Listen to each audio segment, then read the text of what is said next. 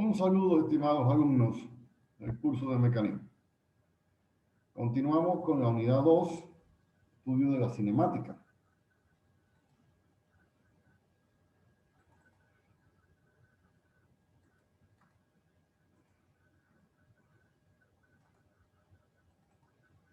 Bien, la unidad 2, mecanismos articulados planos, dentro de ellos estamos estudiando la cinemática de los mecanismos. El objetivo de la clase es conocer los fundamentos teóricos y metodológicos del análisis de velocidades de los mecanismos articulados planos. La clase pasada vimos análisis de posición, es decir, hacer las posiciones de los elementos que forman un mecanismo, distintos planos, y la trayectoria de los puntos principales. Recordando qué es un mecanismo articulado. Bueno, un mecanismo articulado es aquellos que están integrados, están formados por elementos de vara, eslabones tipo vara o eslabones tipo corredera, como vemos aquí, unidos por pares cinemáticos de rotación, como este tipo de articulación, o pares cinemáticos de traslación. Básicamente, así están formados los mecanismos de articulados. Aquí tenemos dos ejemplos: el cuadrilátero articulado, formado por 4 elementos, la manivela, la biela, el balancín y el bastidor, y el motor, el mecanismo manivela, biela, pistón, o manivela, biela, corredera, que se usa en los compresores, en los motores, etcétera, y que está formado por una manivela, en este caso el cuerpo 2, una biela con movimiento plano, un pistón o corredera y un elemento fijo o bastidor. Ya eso lo estudiamos en la unidad 1 por los distintos cuerpos. Hoy vamos a estudiar esta semana cómo se determinan las velocidades en los mecanismos articulados planos. Primero vamos a estudiar las velocidades en cada tipo de elemento o eslabón según el movimiento que tenga. Luego, es decir, por separado. Y luego vamos a ver ya formando mecanismos, esos cuerpos, con distintos niveles de complejidad.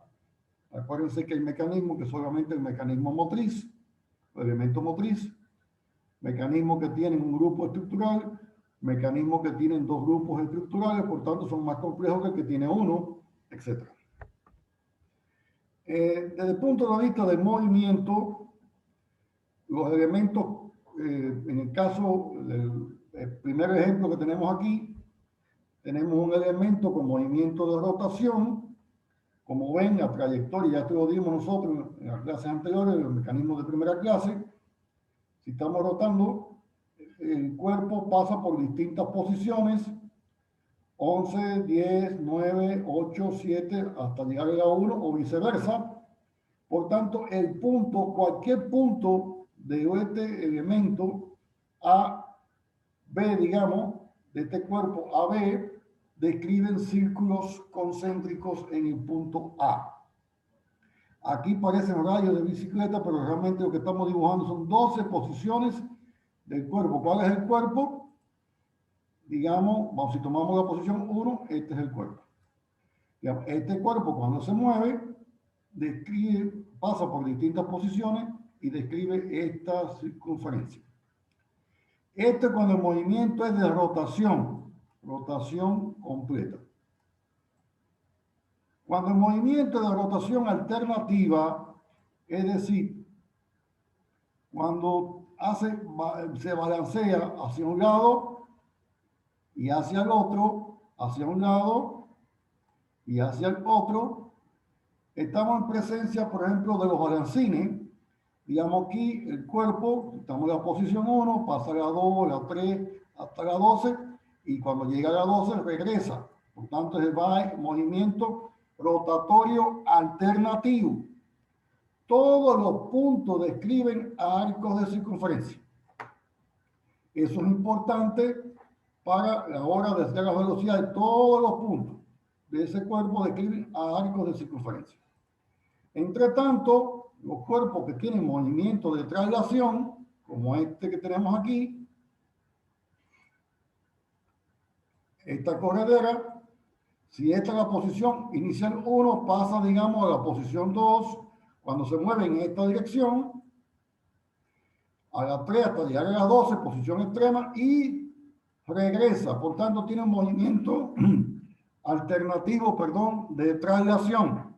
Va a ir y vuelta según una dirección. Y esta línea que tenemos aquí punteada se llama directriz del movimiento. Este arco de circunferencia de la directriz, no es el arco del movimiento, y este es el círculo que describe el movimiento.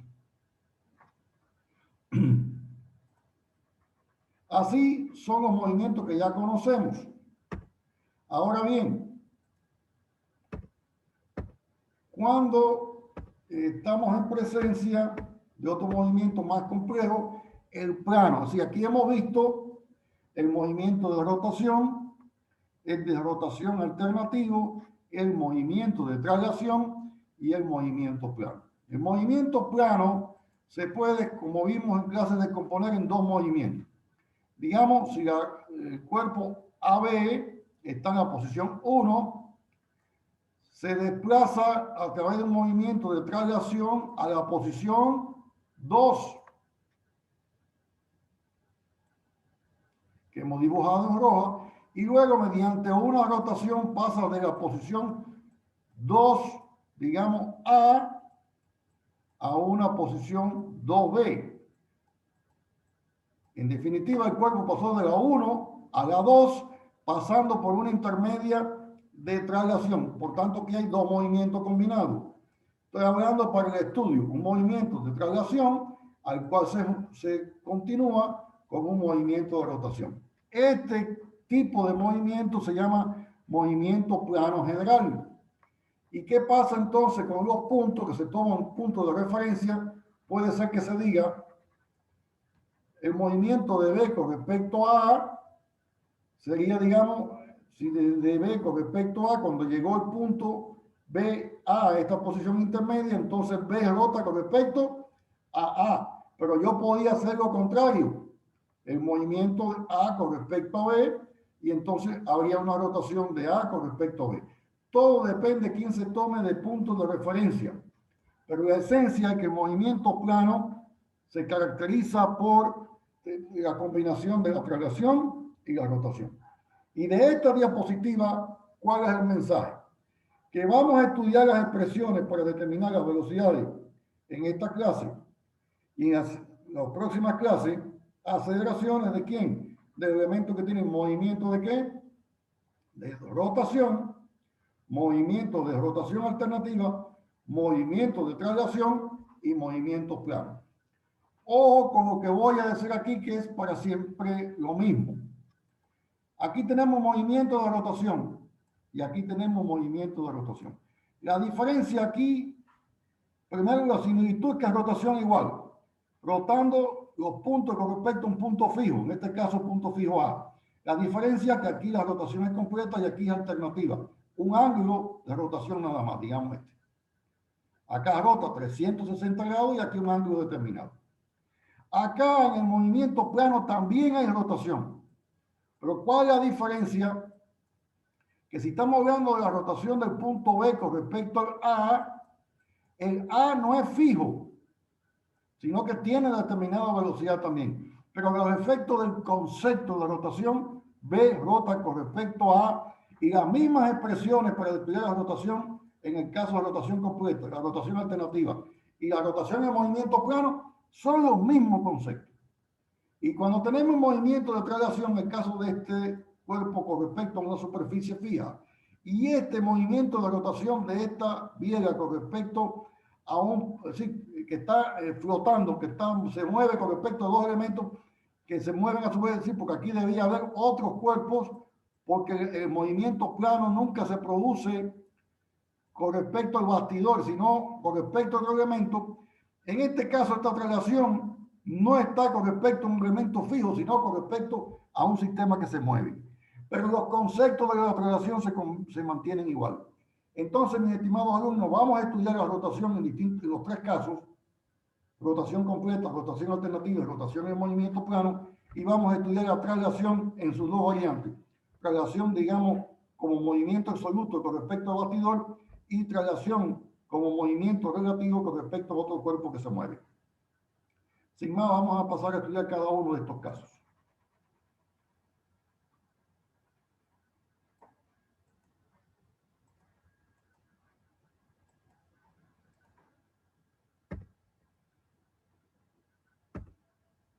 Bien, vamos a comenzar con el primer caso, traslación pura. Tenemos un sistema de referencia fijo, cuerpo 1, bastidor, y imaginemos que es una guía, y sobre esa guía se mueve el cuerpo 2 con respecto al sistema fijo de referencia. ¿Sí? Hay un movimiento de traslación de este cuerpo que he señalado 2 con respecto al fijo. Ese movimiento de traslación, vamos a estudiar cómo se determinan las velocidades entonces en ese sistema. Primero, asumamos que ese cuerpo tiene un movimiento de traslación. Ese movimiento está caracterizado por un desplazamiento, la variable X. Se mueve en este caso horizontal, puede ser vertical o en cualquier ángulo, es traslación. Entonces el cuerpo 2 se mueve en una línea recta, paralelo sobre el cuerpo 1, y tiene un movimiento en este caso hacia la derecha. Luego, es obvio que no hay rotación, por tanto la velocidad angular del cuerpo 1, que es bastidor, y la velocidad angular del cuerpo 2, que es la corredera, es 0, porque no hay rotación. Entonces nos interesa saber cuál es la velocidad de cualquier punto A del cuerpo 2 que se está moviendo corredera con respecto al bastidor o cuerpo 1. Y ahí planteamos una ecuación vectorial y planteamos lo siguiente: la velocidad del cuerpo 2 en el punto A, imaginemos que este punto que estoy marcando aquí es el punto A, aunque la traslación, y apúntenlo, en la traslación todos los puntos de un cuerpo tienen la misma velocidad y aceleración. ¿Por qué? Porque si no el cuerpo fuera elástico. Si usted tiene un automóvil, usted va en un automóvil viajando y la velocidad de distintas partes del automóvil fuera distinta, digamos el motor viajara a 10 metros, a 100 kilómetros por hora, y el conductor viajara a 80, el motor se adelantaría al conductor porque viaja 20 kilómetros más. Eso no es posible. Por tanto, en un cuerpo con movimiento de traslación, todos los puntos tienen la misma velocidad. Por tanto, estamos hablando de cualquier punto de ese cuerpo A, de ese cuerpo 2. La velocidad de cualquier punto del cuerpo 2, en este caso A, va a ser igual para allá a la velocidad del sistema de referencia o del cuerpo 1 en el punto A. Digamos, todo esto es 1, el bastidor. Por tanto, aquí tenemos 1. Y si hacemos una referencia, estaríamos diciendo, si hago este trazo, que estaríamos hablando de la velocidad en esta línea que vamos a llamarle A del cuerpo 1 con respecto a la posición A del 1 y la posición A del 2. Por tanto, ¿qué estamos buscando? ¿Cuál es la velocidad del punto A en el cuerpo 2 con respecto a la velocidad de en la misma línea del punto A en el cuerpo 1? Por lo que es lo mismo, porque el 1 tiene la misma velocidad en todas partes, que es inmóvil. ¿Cuál es la velocidad del cuerpo 2 con respecto al cuerpo 1? Y entonces, ¿qué se plantea? Entonces es igual. La velocidad del cuerpo 2 es igual a la velocidad del cuerpo 1 más la velocidad relativa que existe entre ellos. Pero ¿qué sucede, mis estimados alumnos? Que el cuerpo 1 es fijo, no tiene velocidad. Y si no tiene velocidad, entonces este término de aquí, la velocidad es 0. La velocidad del cuerpo 1 es 0. Con lo tanto, dice que la velocidad absoluta del cuerpo 2 en cualquier punto del cuerpo 2, y en este caso estamos hablando del punto A, es igual a la velocidad que hay entre el 1 y el 2, la velocidad relativa que hay entre el 2 y el 1. Eso se dice que entonces que la velocidad absoluta es igual a la relativa, porque el cuerpo 1 tiene velocidad 0.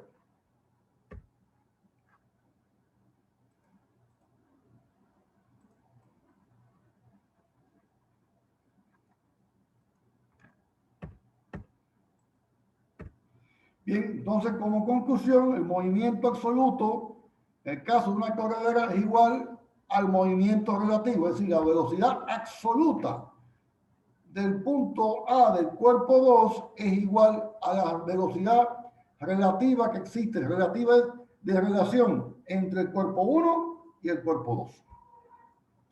Este es el caso de la traslación. Repito, no hay velocidad angular y la velocidad se marca con un vector que coincide con la dirección de movimiento del cuerpo, en este caso la velocidad de A2, que es igual, perdón, a la velocidad esta que tenemos acá.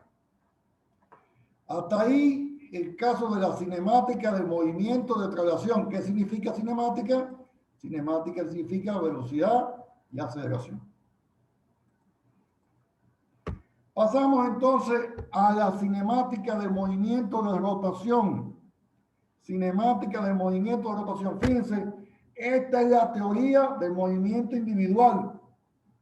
Luego, todo ese movimiento hay que juntarlo a resolver un problema de un mecanismo que tiene todos los movimientos conjugados. Si tenemos un cuerpo BA que tiene una velocidad angular omega y tiene una distancia determinada BA, la velocidad lineal, no angular, velocidad lineal, la que es derivada del desplazamiento entre el tiempo, de cualquier punto de este cuerpo 1, cualquier punto de este cuerpo 1, cualquier punto I de ese cuerpo 1 va a ser igual al producto de la velocidad angular del cuerpo en su conjunto por la distancia que hay desde el punto cualquiera que yo esté estudiando, digamos este punto, con respecto al punto A. Si estoy estudiando la velocidad de este punto, estoy marcando lo distinto con respecto a la distancia esta con respecto a omega. Si estoy marcando este punto con una cruz, es la distancia que hay desde la cruz hasta el punto A por la misma omega. Por tanto, la velocidad siempre va a ser el producto de ¿quién? De la velocidad lineal va a ser igual al producto de la velocidad angular del cuerpo por la distancia que hay desde el punto que yo estudio hasta el eje o centro de rotación. Planteando así la ecuación vectorial que diríamos, la velocidad de cualquier punto I del cuerpo 1 va a ser igual a la velocidad de referencia del punto A más la velocidad que hay entre I y A. Pero ¿qué pasa a la velocidad de A? Como A está conectado al bastidor, esta velocidad es 0. Y por consiguiente quedaría que la velocidad de cualquier punto es igual a omega por la distancia. ¿Qué sentido tiene el vector omega por la distancia? Esto es un vector, omega por la distancia tiene el sentido de omega. Si el sentido es, como en este caso, horario, el vector tiene velocidad, tiene sentido horario y es siempre perpendicular a la distancia entre el punto que estoy estudiando y el centro de rotación. Por tanto, ¿cómo quedaría esto aquí?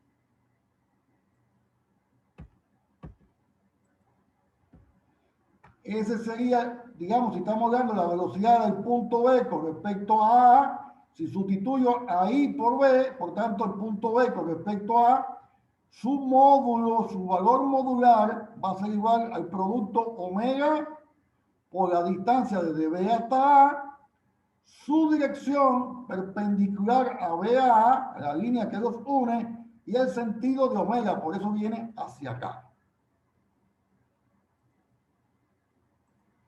De esa manera hemos estudiado la cinemática del movimiento de rotación de un cuerpo que rota con respecto a un eje fijo.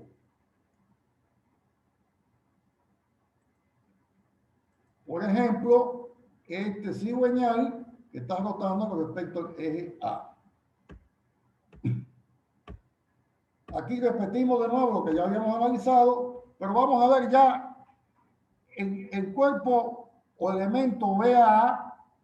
Vamos a ver, escuchen bien, BA es una manivela, da rotación completa. Ahora vamos a estudiar qué pasa con el cuerpo 3, que es el balancín. Primero decir que es importante que vean aquí que el punto A del primer ejemplo, su velocidad es 0. Aquí el punto A es 0 y el punto D tiene velocidad 0. ¿Por qué? Porque están situados directamente al bastidor. El punto B con respecto a tiene movimiento de ¿qué? De rotación. El punto B con respecto a tiene movimiento de rotación. Pero en este caso decimos que este es un mecanismo que tiene rotación completa el cuerpo 1. Ahora, el elemento 3 tiene movimiento de balancín, porque lo estoy definiendo así. Por tanto, estaríamos hablando de que este cuerpo, el punto B, daría los círculos completos.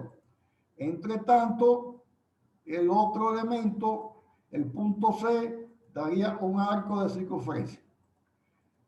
Y por tanto, este elemento 3 se movería, digamos, este ángulo, desde esta posición a la otra, mientras este da círculo completo.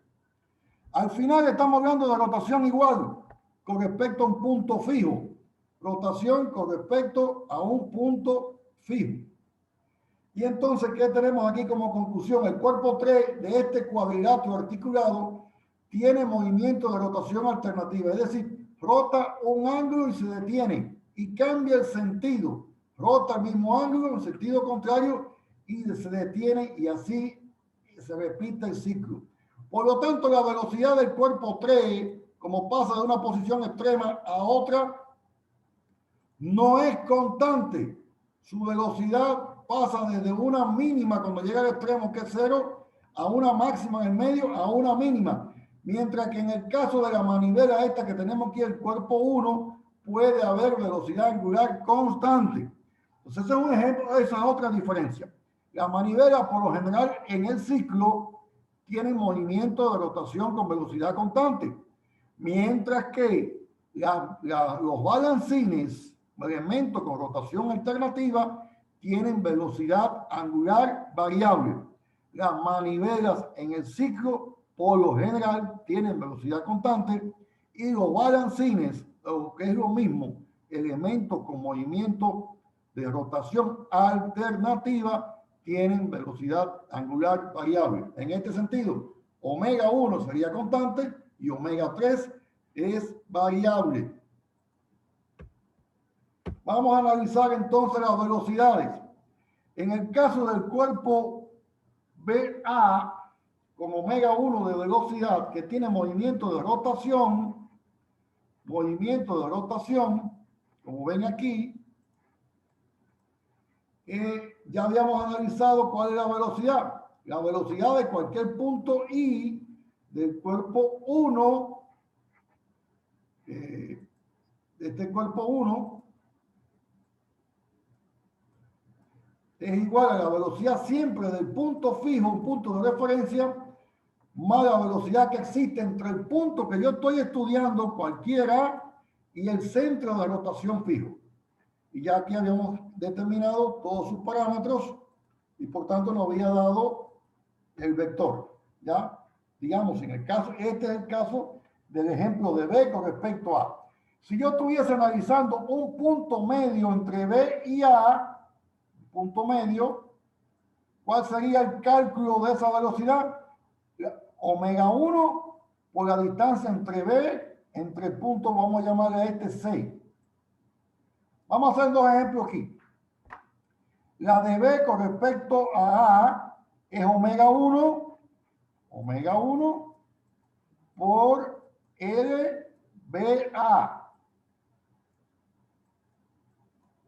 Y la velocidad de C, la de este punto C, es CA por la misma omega 1. Pero ¿qué pasa? Que la velocidad, la distancia CA es la mitad de la distancia BA. Por tanto, ¿cómo va a ser la velocidad? ¿Cómo va a ser la velocidad de C con respecto a el módulo? La mitad. ¿Y cuál es la velocidad del punto A? 0. ¿Qué me dice esto? Que la velocidad en el movimiento de rotación es tiene una relación directa a la distancia. Por tanto, si yo uno el extremo de este punto del vector velocidad de B con el origen, me va a dar el extremo de todas las velocidades de cada uno de los puntos, porque como omega es constante, va a variar en función de la distancia. Por tanto, existe un haz de rayos de velocidades que me determina este proceso. Ahora bien, vamos a analizar la velocidad del punto C con respecto a D. En el primer caso que analizamos el cuerpo 1, omega es constante. Ahora en este ejemplo, el cuerpo 1, en el segundo ejemplo, el cuerpo 1 tiene omega en sentido antihorario. En el primero, omega horario. ¿Y qué pasó con la velocidad? Que ahora en vez de ser en sentido horario, venga el vector velocidad, siempre perpendicular a la distancia entre los puntos que estamos calculando, en este caso BA, pero el mismo sentido de omega. Recordar que la velocidad de A y de C y de D son 0. Vamos a ver qué pasa con el cuerpo 3. Es exactamente igual el planteamiento de la ecuación. La velocidad de cualquier punto I que esté situado sobre el cuerpo 3 o elemento 3 es igual a ¿quién? A la velocidad del punto de referencia desconocido. ¿Quién es? El punto D. Más la relativa que hay entre C y D. Pero estamos hablando de una ecuación vectorial donde 2 más 2 no es 4. 2 más 2 se hallan en el plano. Son sumas de vectores. 2 más 2 no es 4 porque no son escalares. Y entonces aquí estaríamos hablando que en este caso 1 sería omega 1 por la distancia, pero en el caso 3 sería omega 3 por la distancia. ¿Qué pasa?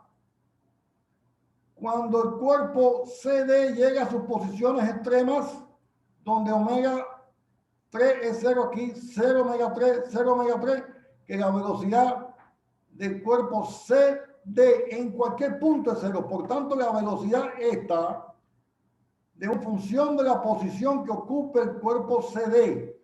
Mientras que en el cuerpo 1, si omega es constante,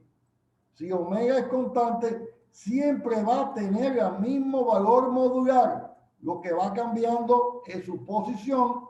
Cuando pase, digamos aquí, el cuerpo sería por acá perpendicular. Cuando esté en el lado contrario, va cambiando, digamos, el sentido, pero el valor es el mismo. Mientras que en el otro caso, como omega es variable, la velocidad del punto B, por ejemplo, va a ser máxima en una zona intermedia y 0 en los extremos. ¿Por qué? Porque omega es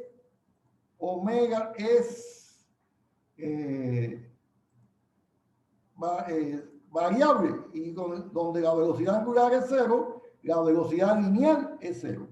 Entonces, moraleja aquí como conclusión, cuerpo 1, la velocidad siempre es la velocidad lineal, es la velocidad del cuerpo que estoy analizando por la distancia.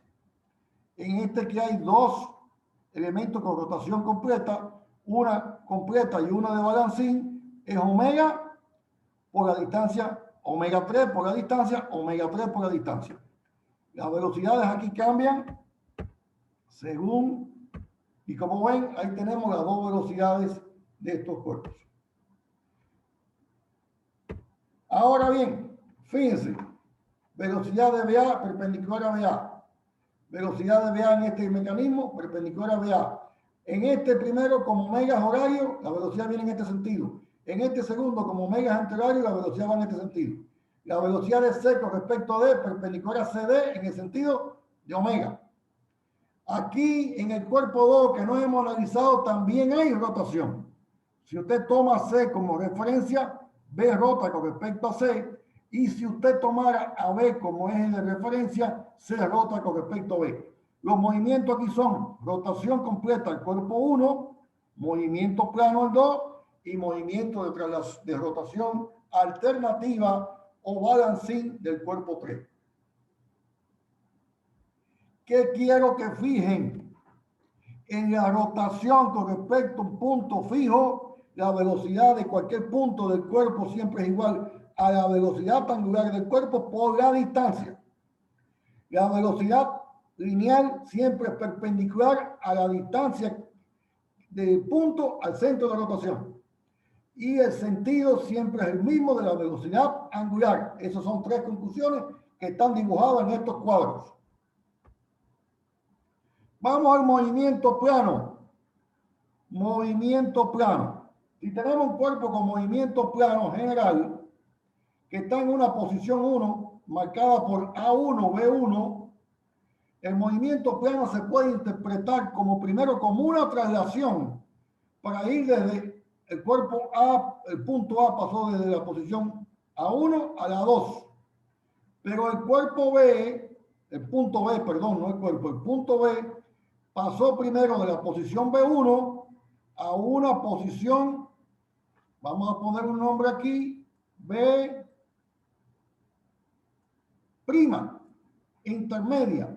Y luego, producto de una rotación, de rota el punto B' con respecto al A2, un ángulo de rotación, y pasó entonces al punto B2. En conclusión, el cuerpo pasó desde la posición 1 a la posición 2 y ese movimiento se puede dividir en dos etapas. Una traslación, esta que vemos aquí, y una rotación.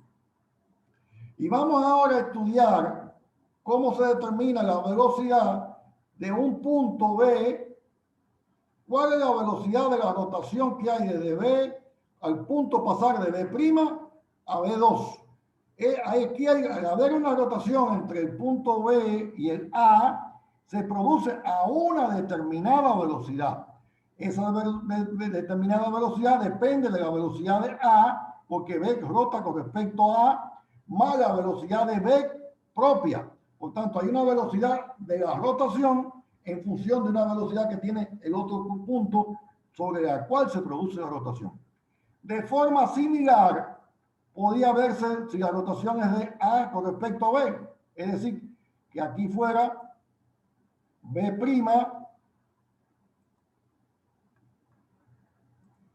B1,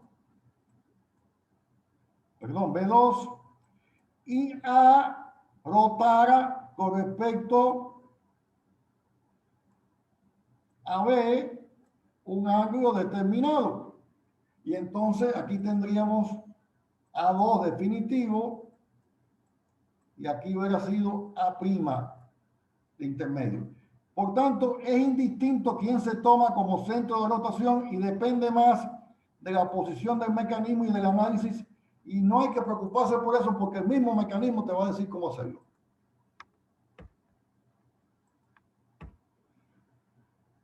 Veamos entonces, perdón, se me fue esto.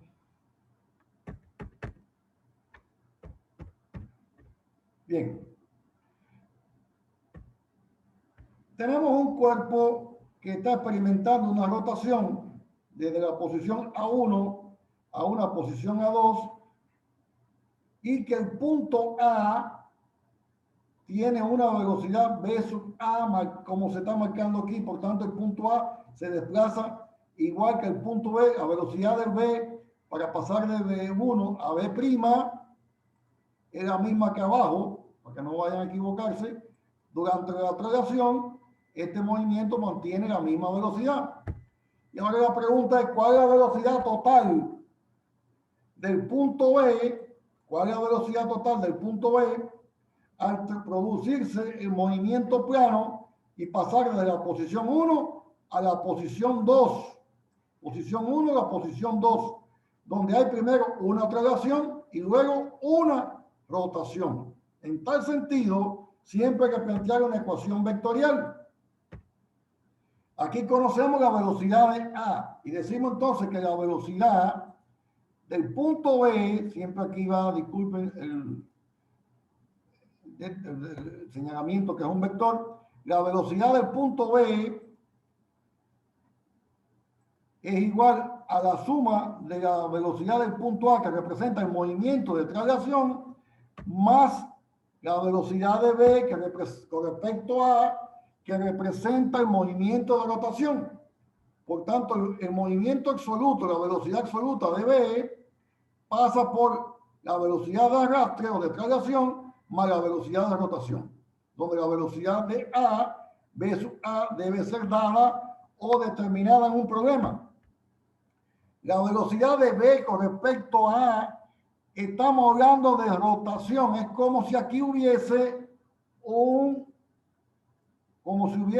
bastidor. Por tanto, A hace de centro de rotación y como rotación al fin, la velocidad de cualquier punto con respecto al centro de rotación es omega por la distancia. Por tanto, la velocidad del punto B con respecto a es omega por la distancia BA. Y tiene el sentido de quién? De omega. Aquí omega se ve que es horario. Donde omega es la velocidad angular del cuerpo y AB es la distancia que hay entre B y A. Fíjense que está todo escrito aquí en detalle. Si no lo ven, por favor, ven la clase, estudien. Está todo escrito con los carteles para que ustedes tengan la información sobre este proceso.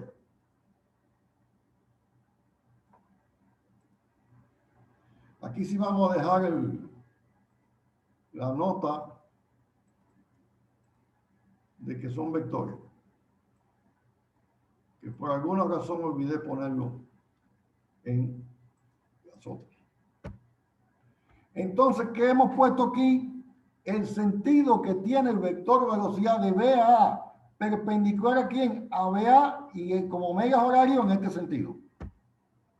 Entonces, aquí tenemos ya, si tuviésemos los datos, primero el vector velocidad de A, luego el vector velocidad de BA, que se calcula como velocidad de B con omega, BA, omega de BA, en este caso es una sola omega, por la distancia que hay BA, en el sentido de omega, como ven, y perpendicular a BA. Vamos entonces a ya resolver el problema. Supongamos que tenemos los siguientes datos. Continuamos con la información. La velocidad se determina, ya esto lo habíamos escrito en la diapositiva anterior. Vamos a calcular ya todo el proceso completo. Tenemos la velocidad de A que es conocida, omega, ya habíamos calculado la velocidad de BA. Si veamos el siguiente ejemplo. La resultante se determina vectorialmente, sumando los vectores, trabajando toda la velocidad en la misma escala. Imaginemos que la velocidad BA vale 30 metros por segundo. La velocidad de BA, que sustituimos, nos dio 15 metros por segundo. Por tanto, la velocidad de B no es 15 más 30, no es 45. ¿Y cómo se plantearía la ecuación vectorial? La velocidad de B, que es la que estoy buscando, es igual a la velocidad de A más la relativa. La de A es 30 y la de BA es 15. No da 45 porque es vectores. Hay que sumar con la misma dirección y sentido cada vector. El vector BA, velocidad de A se pone con su valor a escala y el vector velocidad de BA con la misma magnitud a escala a partir del otro, porque dice velocidad de A más velocidad de BA. Por tanto, el vector velocidad de A, y al extremo se pone el vector velocidad de BA, cada uno con su dirección, su sentido y su valor a escala. Digamos que este vector vale 5 centímetros, 30, y el otro vale, digamos, 25 aproximadamente. Bueno, habría que llevar a escala. Ajá, exactamente. Este vale 5 y este vale 3. O 6, perdón, este vale 6 centímetros y este vale 15 centímetros, llevándolo a escala. O simplemente, como tienen medidas que son, como están viendo aquí, que son manejables, este vector directamente 30 milímetros en el plano, y a continuación de esos 30 milímetros horizontales, 15 milímetros, suponiendo que cada milímetro equivale a 1 metro por segundo, en la misma dirección, trasladé este vector para acá. Y luego uniendo el inicio con el final, obtengo el vector velocidad de B. ¿Qué tengo que hacer ahora? Medirlo y multiplicar por el factor de escala. ¿Cuál es el factor de escala? Bueno, una relación que hay entre la medida, igual que hicimos reales, y la medida del dibujo, como expliqué en la clase pasada. Aquí yo podía decir que el factor de escala es igual a una velocidad real. En este caso voy a decir 30 metros por segundo. Metros por segundo lo voy a decir entre 30 milímetros. Quiere decir que cada metro por segundo, esto da 1. ¿Qué me está diciendo? Que hay 30 metros por segundo en cada, aquí encima, vamos a ponerlo aquí, metros por segundo sobre milímetro. ¿Cómo quedaría? Metros por segundo en cada milímetro. Es decir, en cada milímetro hay 1 metro por segundo. Por tanto, ¿cuánto vale en el plano el primer vector? 30 milímetros. ¿A cuántos metros por segundo equivale? A 30 metros por segundo. ¿Cuánto valdría el segundo vector en el plano? 15 milímetros. ¿A cuántos metros por segundo equivaldría en el plano? A 15 metros por segundo. Ese es el análisis de los factores de escala en este proceso. Y por último, vamos a dar 4 pasos sobre cómo hacer el análisis de velocidades. Los pasos son los siguientes. Estos 4 pasos tienen que seguirlo. 1. Se construye el diagrama de velocidad y aceleraciones del mecanismo de primera clase. Aquí hay que suponer que ya tenemos el diagrama de posiciones construido. Ya aquí estamos entrando en velocidad. Ya tenemos el mecanismo, ya tenemos los planos de posiciones. Y por tanto, a partir de los planos de posiciones elaborados a escala, ya sea en dibujo a mano o con un software, se hace entonces el análisis de velocidad. Lo primero es encontrar el diagrama de velocidades o aceleraciones, porque son los mismos pasos, del mecanismo de primera clase. Recuérdense el capítulo 1, la unidad 1. Ustedes tienen un mecanismo de primera clase y 2 grupos estructurales en su mecanismo. Por tanto, se comienza por ¿cuál? Por el mecanismo de primera clase. Eso se estudia directo. Luego se construye el diagrama de velocidades del grupo que está unido directamente al mecanismo de primera clase. Partiendo que se conocen siempre las velocidades de los puntos extremos y no se conoce la velocidad o aceleración del par interior del grupo. Es decir, que si yo tengo una diada, esto es un grupo, siempre van a conocer esta velocidad y desconozco esta, la interior. ¿Y por qué? Lo vamos a ver en el mecanismo, porque generalmente esto está situado al bastidor o a otro cuerpo y siempre se va a conocer. Por tanto, el mecanismo lo vamos a explicar paso a paso en la segunda parte de esta clase. Luego que tengo el diagrama de velocidades, el primer grupo unido, se pasa entonces y se determina todo, centro de masa y todo, en base al diagrama de velocidad y aceleraciones construidos, se determina la velocidad y aceleración lineal absoluta de todos los puntos articulados y elementos que lo contienen. Y por último, los diagramas de velocidad y aceleraciones para los demás grupos se construyen en el mismo orden que se forma el mecanismo. Es decir, la idea es, tengo el mecanismo construido, analizo el grupo estructural que está unido directamente al mecanismo de primera clase, ahí determino todo y luego paso al siguiente grupo estructural y ahí lo determino todo. Esto lo vamos a ver en el ejemplo que sigue en la segunda parte de la clase.